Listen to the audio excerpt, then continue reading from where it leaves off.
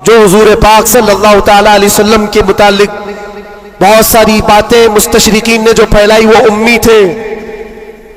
امی کا معنی کچھ نہ ہنجار لوگ ان پڑھ کرتے ہیں کہ ان کے رسول ان پڑھ تھے. ان پڑھ نہیں، امی کہتے ہیں جو کسی سے نہیں پڑھا ہوا ہو. بے شک اس کا استاد نہیں لیکن وہ سب کا استاد ہے. سبحان اللہ سبحان اللہ. اب ایک بات تو مجھے بتاؤ، قرآن کہتا ہے الرحمن علم القرآن خلق الانسان، 3 آیتیں. الرحمن رحمان اللہ رب العزت، علم القرآن اس نے قرآن سکھایا. تیسرے نمبر پر ہے خلق الانسان، اس نے انسان کو بنایا. مجھے ایک بات بتاؤ، رحمان دوسرے نمبر پر آئے تھے اس نے قرآن سکھایا، تیسرے نمبر پر آئے تھے اس نے انسان کو پیدا کیا. انسان کو پیدا کیا یہ تیسرے نمبر پر، قرآن سکھایا یہ پہلے دوسرے نمبر پر. جب انسان بعد میں پیدا ہوا ہے تو قرآن سکھایا کس کو؟ کیا بات ہے، واہ واہ.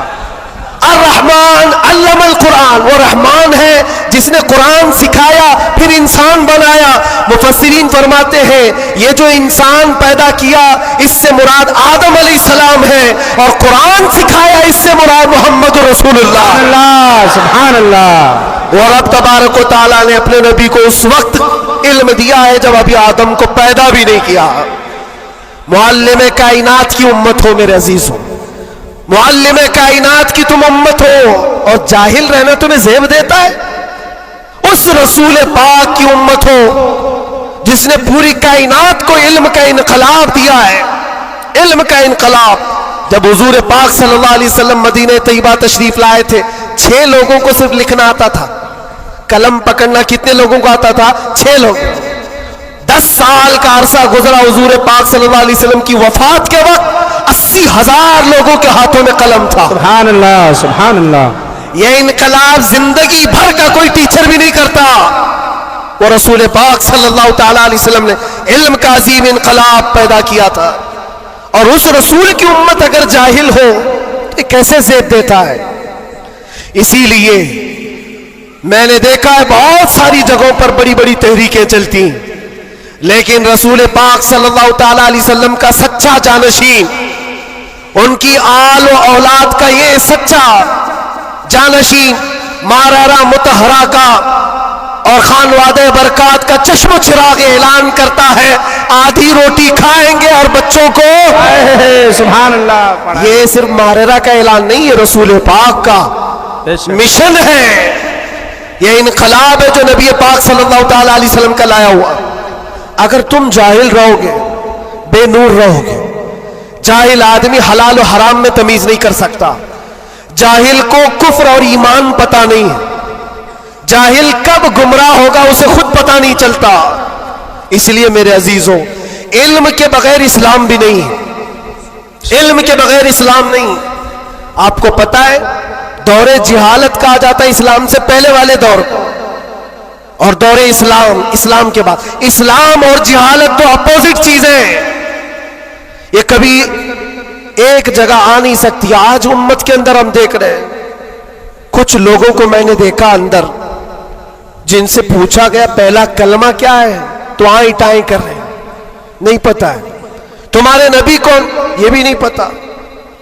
ہم تو اس خوش فہمی میں چل رہے ہیں جمعہ میں بھیڑ ہے، جلسوں میں بھیڑ ہے، سب کی ٹوپی ہے، سب کو آتا ہوگا.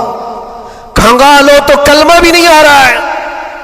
یوں ہی یہ مصیبتیں نہیں آ رہی ہے میرے عزیز، یوں ہی ہم کو ڈرایا اور دھمکایا نہیں جا رہا ہے. تمہارے اندر علم کی دولت ہو تو تم اپنے رب تبارک و تعالیٰ کی ذات پر یقین کامل کے ساتھ جیو گے. آج دلم الیقین کے ساتھ جو جیتے وہ جہالت کی وجہ ہے، جہالت ہے. اور جو جس طرح ہانکنا چاہے آج ہانک رہا ہے تمہیں. علم کی طرف آؤ، علم کی طرف. ہر بچے کو آج پڑھا لکھا ہوا ہونا ضروری ہے، ہر بچے کو. اور جب ہم علم کی بات کرتے ہیں تو کچھ لوگوں کو یہ لگتا ہے مولانا صرف مدرسوں میں لے جانے کی بات کرتے ہیں، مدرسوں میں لے جانے کی بات کرتے ہیں. علم صرف مدرسوں کی بات نہیں ہے. علم کو جو فرق کیا گیا ہے نا، یہ دینی علم ہے، یہ دنیاوی علم ہے. ابھی آپ سے میں پوچھوں دینی علم کیا ہے, دنیاوی علم کیا ہے؟ آپ یہی کہیں گے قرآن, حدیث, فقہ, یہ سارے دینی علم ہیں. سائنس, جغرافک, فزکس, کیمسٹری, یہ دنیاوی علم ہے. یہ غلط سوچ ہے, غلط کانسیپٹ ہے. دینی اور دنیاوی علم اس طرح سے فرق نہیں کیے جاتے. اگر آپ قرآن کا علم, حدیث کا علم, فقہ کا علم پیسہ کمانے کے لیے حاصل کر رہے ہیں تو یہ دنیاوی علم ہے, وہ دینی علم نہیں. مدرسوں میں بھی وہ دینی علم نہیں. اور سائنس پڑھتے ہو, جغرافی پڑھتے ہو, کیمسٹری پڑھتے ہو اللہ کو پہچاننے کے لیے, تو یہ دینی علم ہے, یہ دینی علم ہے. تمہاری سوچ سے ہی دینی اور دنیاوی کا فرق ہوتا ہے, نہ کہ ڈپارٹمنٹ اور شعبے سے فرق ہوتا ہے. اس لیے جو بچے کالج میں, یونیورسٹیز میں, وہ اپنا کنٹینیو کریں, بڑھیں آگے. تم جس فیلڈ میں جانا چاہتے ہو, میڈیکل میں, انجینئرنگ میں, لا میں, جس چیز میں بھی جانا چاہتے ہو, نیت صرف یہ ہو جو قرآن نے فرمایا, اقرأ بسم ربک الذی خلق, پڑھو وہی جو تمہارے رب کے نام سے. سبحان اللہ. وہ علم جو اللہ سے دور کرتا ہے, وہ بڑا سا بڑا عالم ہو کر کے بھی وہ گمراہ ہے. اور وہ علم جو اللہ سے قریب کرتا ہے وہی علم نور ہے, وہی علم نور ہے. امام غزالی رحمۃ اللہ تعالی علیہ فرماتے, صرف یہ مت سمجھو کہ میں علم کی بات کر رہا ہوں تو علم آنے کے بعد ٹوپی, جبہ, کپا, بڑا عالم نظر آنا چاہیے. نہیں, علم جب کسی کے پاس آتا ہے تو سب سے پہلے اخلاق لاتا ہے. سچا علم اگر کسی کے اندر آئے, اخلاق لاتا ہے, پھر وہ اللہ تعالیٰ کی ذات پر یقین لاتا ہے. کیونکہ قرآن کہتا ہے انما یخشی اللہ من عبادہ العلماء, علم والے ہی اللہ سے زیادہ ڈرتے ہیں. امام غزالی فرماتے ہیں وہ عالم جو اپنے علم کو اس لیے استعمال کرتا ہے کہ دنیا میں کچھ پیسے مل جائیں, اور سیٹھوں کے پاس جاتا ہے, مالداروں کی جیب پر نظر رکھتا ہے, فرماتے وہ اس مکھی سے زیادہ غلیظ ہے جو پخانے پہ بیٹھتی. بلکہ وہ کہتے ہیں وہ عورت جو اپنا جسم بیچتی ہے اس سے بھی زیادہ یہ غلیظ ہے, کیونکہ وہ جسم بیچتی ہے اور یہ ایمان بیچتا ہے. علم جو سچا علم آتا ہے وہ اخلاق اور توکل لے آتا ہے. اس لیے آپ سے میں یہ کہنا چاہتا ہوں کہ علم کا مطلب صرف دوڑ بھاگ یہ نہیں ہے. کوئی بھی کالج مل جائے, کوئی بھی یونیورسٹی مل جائے, کوئی بھی مدرسہ مل جائے, تمہارا ٹارگٹ یہ ہونا چاہیے وہ علم مجھے ملے جو مجھے میرے رب کی پہچان دلائے, مجھے میرے رب کی پہچان دلائے. اور جب اللہ رب العزت کے نام سے کوئی شروع کرتا ہے میرے عزیزوں, بڑے بڑے انقلابات آتے ہیں, بڑے بڑے انقلابات آتے ہیں.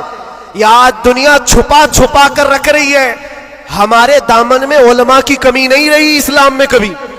یہ تو جاہل آج ہوئی ہماری قوم, ورنہ دنیا کو کیا نہیں دیا ہے علماء اسلام نے. آپ کو پتا ہے یہ سب جو اٹھائے ہوئے کیمرے ہیں یہ کس کی دین ہے؟ سب سے پہلے ابن الہیثم نے یہ کیمرے کی ایجاد کی تھی, اور اس کی تھیوری بھی بنائی تھی اپنی آنکھوں کے لینس سے.